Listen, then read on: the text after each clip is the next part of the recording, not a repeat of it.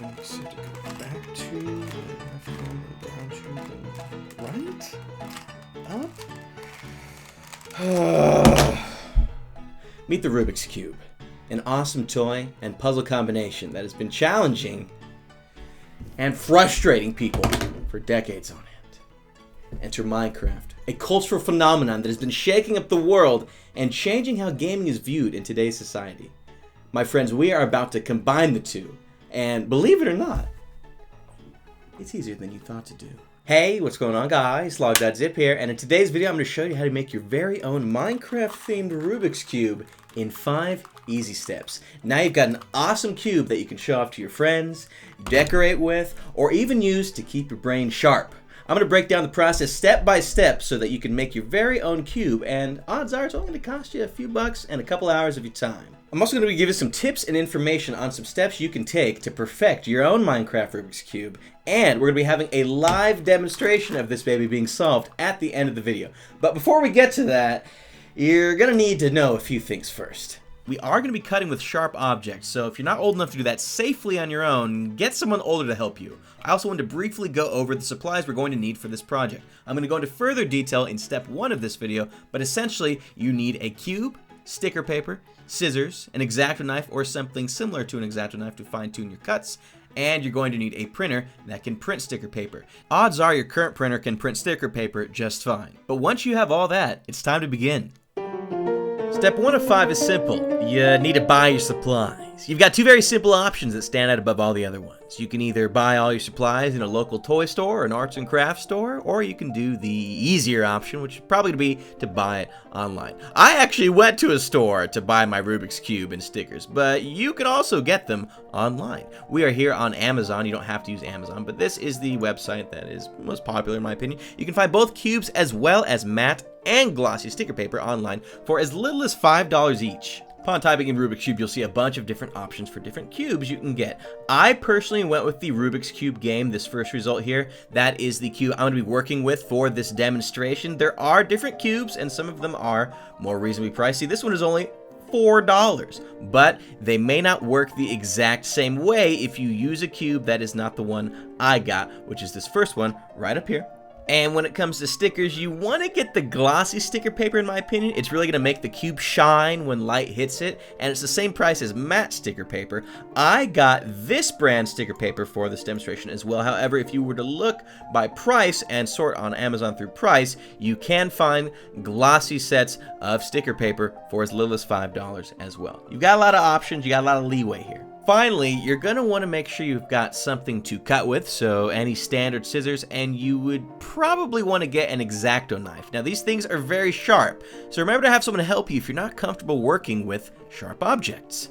But this is going to be used to fine-tune the sticker placement, especially with that Rubik's brand cube, because it's got nice and easy grooves for you to follow with the knife. It's going to make placing these stickers a lot easier later. Oh, and you might need a printer, you know, to print the stickers. Now, step 2 is figuring out what you want on your cube faces. This can be whatever you want. It technically doesn't even have to be a Minecraft theme, but then why are you watching this video again?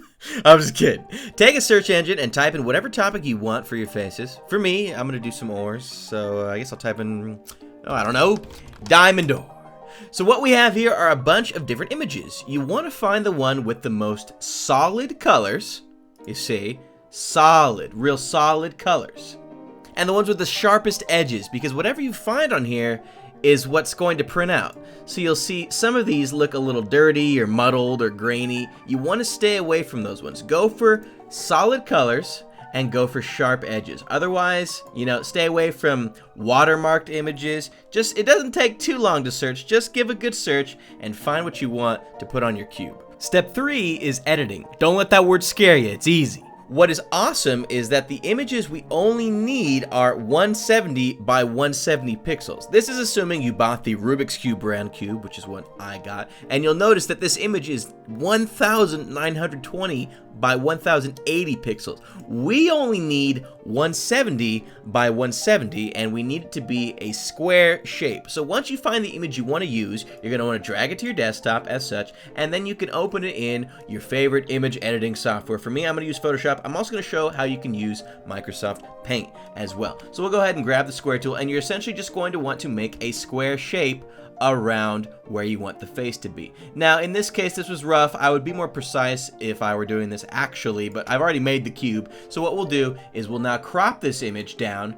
So now it's a perfect square, and then in Photoshop, I will go to File, Save for Web, and then we will change the image size here to 170 by 170. That's going to resize it down, and then from there, once it is saved, you can actually just print it out through Photoshop as well. Alternatively, if all you have is something like Microsoft Paint, that is fine as well. You can drag it into your Paint program as seen here, and then you can just resize it the very same way. Well, first of all, let's make this a little bit easier to see. Perfect. So you go to resize. Well, first of all, we do the same process here. Find the area that you want to have on the cube. Make sure in this little spot right down here where my mouse is, that they are the same dimensions. It doesn't even have to be a pretty size. They just have to be the same dimensions exactly. So 995 by 985 is going to work just as well. Click crop, then click resize, and once again in Paint, you'll switch this down to 170 by 170. And now you can print that out as well.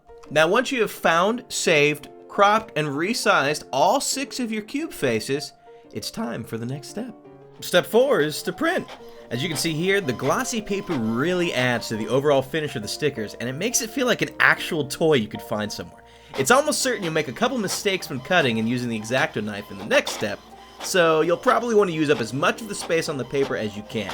So print out as many cube faces on one sheet as possible. Make sure whatever sticker paper you get is compatible with your printer type, usually an inkjet or laserjet, but double check regardless. And now, step 5. The final step, and arguably the most time-consuming step. We are now cutting, pasting, and trimming our cube face stickers to sit on top of each individual plastic cube. Understand that the edges of each picture are going to be trimmed off, so keep that in mind when you're choosing your images. The Rubik's Brown cube faces are 57 centimeters each, with the colored area of each smaller cube measuring 15 centimeters. 57 centimeters is about 162.5 pixels, so we printed out at 170 pixels to have some room for mistakes.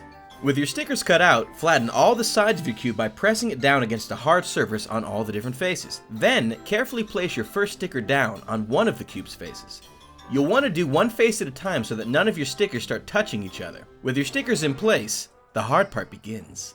You'll want to take your X-Acto knife or blade and try and feel around for the grooves of the colored parts of each plastic cube. I'm sorry about the blurry footage, but I think the message gets across clearly enough. A really easy way to help you locate the groove is to look at the other cube faces and compare where the groove is on an uncovered cube, then line up your knife on the covered side. You can see how the final result might look when done properly in this picture. And the awesome part about it is once you've gone along each individual edge, you can just peel off the outer parts of the sticker. Once you've done that, now you just repeat the process 5 more times, once for each face. If you make any serious cutting errors, that's what you have extra stickers printed for. Now, I personally wouldn't let any small cuts here and there make you start over. You know, there's a certain charm to flaws when it comes to homemade DIY projects. But once all 6 sides are done, or even after each face is done, take the flat edge of your knife or any object with a small tip and brush off any extra sticker residue that you find on the black borders of the cube that shouldn't be there. Finally, give yourself a pat on the back. You just made your own Minecraft-themed Rubik's Cube. This next clip is of my friend Matt scrambling and then solving our new cube in front of the camera with the timer going. He also breaks down the mental process when it comes to solving a Rubik's Cube, as well as how he got his start. It's not a record time or anything, but it's way better than I can do. And he said it only took him a day or two to get the hang of it. Here's me asking him some questions. It may be a little hard to hear him, so keep your ears alert. So, just what goes through your head when you're like recording, like when you're trying to solve a cube? Like, what's the first thing you look at when you are like, what's the first thing you look at a cube? What's the first step?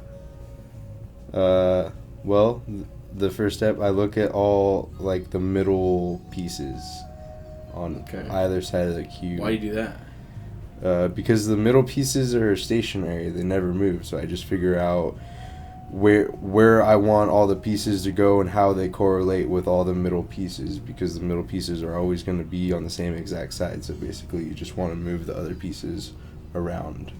So there's a certain pattern that you like know to follow every single time you're doing this, or?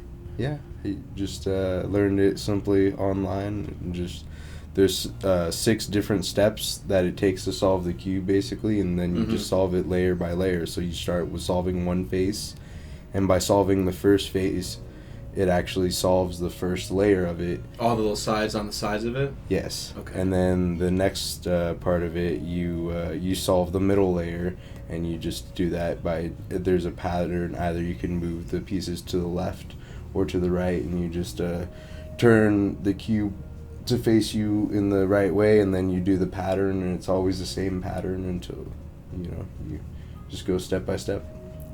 And what do you think is the hardest part about doing the Rubik's Cube with this texture on it instead of a real one? What was the biggest obstacle? I think the biggest obstacle was that every side has gray on it. Yeah, you can't really tell. As opposed to being solid color flush throughout the whole thing. That could get really confusing. Some of these are really hard to tell apart. Well, you did good. Well, thank you. Thanks, Matt. Shout out to Matt! Thanks, guys. Well, guys, I hope you found this video useful in making your very own Minecraft-themed Rubik's Cube. Seriously, this thing is awesome. Let me know what faces you decide you want to use on your cube in the comment section of this video. I think I'm going to turn this one into a bunch of mob heads. We're going to put Drumstick on here. I'm going to have my character on here. Probably a couple other mobs too. But let me know what you're going to do. And hey, if you enjoyed this video, you learned something from it, or you maybe inspired you to try it out for yourself, please, a rating would be much appreciated on the video. It goes a long way. And above all else, I hope you have fun with your very own cube. Make sure you subscribe so you can see more DIY videos when they come out, as well as other awesome Minecraft content. And with that, I've got a cube to solve. Thanks for watching.